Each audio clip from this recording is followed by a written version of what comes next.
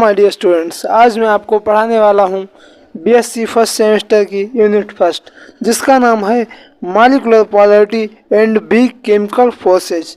इन्हीं big chemical forces इनमें कुछ इस यूनिट में कुछ मेन टॉपिक हैं, जैसे रिजोनेंस हो गया, फॉर्मल चार्ज हो गया, वैन डर वाल्स फोर्सेज हो गए एंड हाइड्रोजन बॉन्डिंग। तो hydrogen bonding is the most topic of this unit. Hydrogen bonding इस यूनिट का सबसे इम्पॉर्टेंट टॉपिक है। तो आज मैं आपको सबसे आसान से आसान तरीके में हाइड्रोजन बॉन्डिंग सिखाने वाला हूं। तो आप जुड़े रहिए इसी चैनल से। हाइड्रोजन बॉन्ड सभी के साथ नहीं बनता है।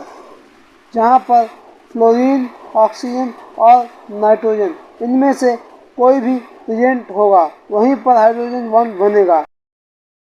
इन तीनों में से कोई भी एटम जहाँ पर प्रेजेंट होगा और अगर ये दूसरे यौगिक से या उसी में हाइड्रोजन से जुड़ा हुआ है तो वहाँ पर एक बिग बॉन्ड भी होगा जो हाइड्रोजन बॉन्ड कहलाएगा। हाँ, तो चलो दोस्तों स्टार्ट करते हैं। ये हाइड्रोजन बॉन्डिंग होती क्या है? जब हाइड्रोजन एटम नाइट्रोजन, ऑक्सीजन तथा फ्लोरीन से कोवैलेंट बॉन्ड मतलब सह संयोजक बंध। देखो, अब आप अभी तक तो हिंदी में पढ़ते रहे, लेकिन आप बीएससी में आ गए हैं तो आपको इंग्लिश मिक्स पढ़नी होगी। अगर आप प्योर हिंदी में लिखेंगे तो जो आपका एग्जामिनर आपका एग्ज़ाम के बाद जो कॉपी चेक करता है वो आपकी पूरी कॉपी में आपके अच्छे नंबर नहीं देगा, चाहे आपने कितना ही बढ़िया से बढ़िया तरीके में लिखा हो, क्योंकि वो हिंदी और इंग्लिश मिक्स तो समझ सकते हैं लेकिन प्योर हिंदी उनको समझना कठिन होता है। तो आप जो भी लिखेंगे वो हिंदी इंग्लिश मिक्स में लिखेंगे। अतः जब हाइड्रोजन एटम नाइट्रोजन, ऑक्सीजन और फ्लोरीन से कोवैलेंट बॉन्ड मतलब सहसंयोजक बंध द्वारा जुड़ा होता है तो ये अपने पड़ोसी इलेक्ट्रोनेगेटिव एटम के साथ, अब इलेक्ट्रोनेगेटिव का तो आप मतलब समझते ही होंगे। तो इलेक्ट्रोनेगेटिव एटम मतलब विद्युत ऋणात्मक एटम के साथ एक वीक बॉन्ड बनाता है, एक वीक बॉन्ड बनाता है जिसे हाइड्रोजन बॉन्ड कहते हैं। और जो हाइड्रोजन बॉन्ड होता है इसे डॉटेड लाइन से प्रदर्शित किया जाता है। अब तो आप समझ ही गए होंगे हाइड्रोजन बॉन्ड होता क्या है।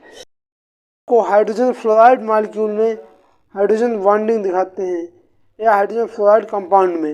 यहाँ पर जो हाइड्रोजन फ्लोराइड का जो कंपाउंड होते हैं उसमें हाइड्रोजन फ्लोराइड के कई मॉलिक्यूल्स होते हैं और ये आपस में कैसे जुड़े होते हैं ये हम आपको बताते हैं। देखिएगा, बिना हाइड्रोजन बॉन्ड के मॉलिक्यूल्स का आपस में जुड़ना संभव नहीं है। अतः यहाँ पर एक हाइड्रोजन फ्लोराइड जो है वो दूसरे हाइड्रोजन फ्लोराइड से जुड़ा है हाइड्रोजन बॉन्ड द्वारा। ये आप देखिएगा, ये हाइड्रोजन बॉन्ड है, डॉटेड लाइन ये जो है ये हाइड्रोजन बॉन्ड है और ये हाइड्रोजन से जुड़ा है। ये हाइड्रोजन फ्लोराइड जो है यहाँ पर इलेक्ट्रोनेगेटिव एटम फ्लोरीन हाइड्रोजन से जुड़ा है बिग बॉन्ड द्वारा और इसी बिग बॉन्ड को हाइड्रोजन बॉन्ड कहते हैं। इसका दूसरा एग्जाम्पल हम NH3 में दिखाते हैं। NH3 में कैसे हाइड्रोजन बॉन्डिंग होती है वो आपको हम बताते हैं। यहाँ पर ये जो NH3 है यहाँ पर नाइट्रोजन जो है वो इलेक्ट्रोनेगेटिव ही है।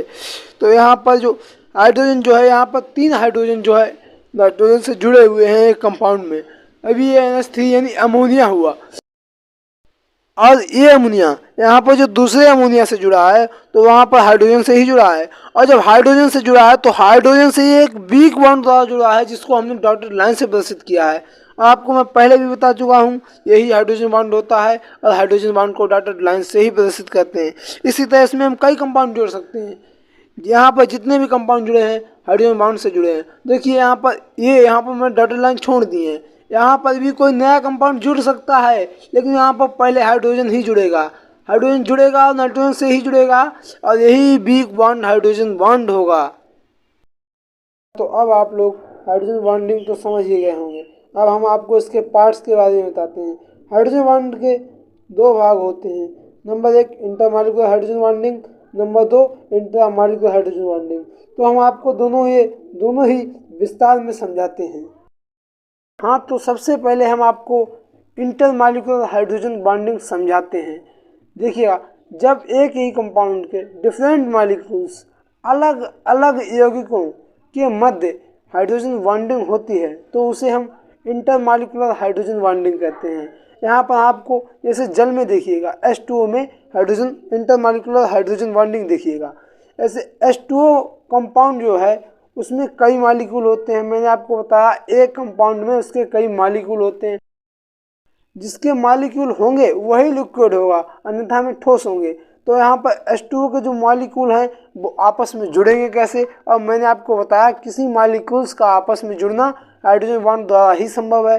तो यहाँ पर जब एक ऑक्सीजन है, ये इलेक्ट्रोनेगेटिव एटम है, जब हाइड्रोजन बॉन्डिंग होगी तो हाइड्रोजन से इलेक्ट्रोनेगेटिव एटम के साथ ही होगी। और मैंने बताया या तो नाइट्रोजन के साथ, या ऑक्सीजन के साथ, या फ्लोरीन के साथ, इन तीन में से किसी एक के साथ ही होगी और किसी के साथ नहीं होगी। तो यहाँ पर ये ऑक्सीजन रहा इलेक्ट्रोनेगेटिव एटम, और यहाँ पर ये हाइड्रोजन रहा।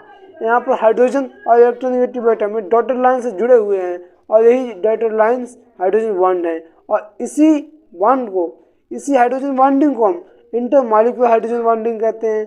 तो ठीक है, आप समझ गए हैं कि जो इंटरमॉलिक्यूलर हाइड्रोजन बॉन्डिंग होती है वो एक ही कंपाउंड के डिफरेंट मॉलिक्यूल्स के बीच में होती है। ठीक, इंटरमॉलिक्यूलर हाइड्रोजन बॉन्डिंग देखिएगा, जब एक ही मॉलिक्यूल के दो फंक्शनल ग्रुप, मतलब मॉलिक्यूल तो एक होगा लेकिन उसमें क्रियात्मक समूह जो हैं दोनों अलग अलग होंगे। उनके बीच में जब हाइड्रोजन बॉन्डिंग होती है, उनके बीच में जब हाइड्रोजन बॉन्ड बनता है तो उसे हम इंटरमॉलिक्यूलर हाइड्रोजन बॉन्डिंग कहते हैं। तो आर्थोनाइट्रोफिनॉल का एग्जाम्पल देखिएगा आप, यहाँ पर मॉलिक्यूल एक ही है लेकिन यहाँ पर दो फंक्शनल ग्रुप दोनों अलग अलग हैं। एक तो फिनॉल है और दूसरा नाइट्रोजन डाइऑक्साइड। यहाँ पर दोनों फंक्शनल ग्रुप अलग अलग हैं। और वहाँ इंटरमॉलिक्यूलर में क्या होता है, वहाँ पर कंपाउंड एक होता था लेकिन मॉलिक्यूल डिफरेंट होते थे। और यहाँ पर मॉलिक्यूल एक ही है लेकिन इसके अंदर जो क्रियात्मक समूह है वो दोनों अलग अलग हैं। देखिएगा ऊपर ये फिनॉल लगा है, हाथों पे फिनॉल लगा हुआ है, और यहाँ पर ये नाइट्रोजन डाइऑक्साइड लगा हुआ है। तो यहाँ पर नाइट्रोजन डाइऑक्साइड है, इसके ऑक्सीजन से जो फिनॉल का जो हाइड्रोजन है वो जुड़ा हुआ है। किससे जुड़ा हुआ है? हाइड्रोजन बॉन्ड द्वारा।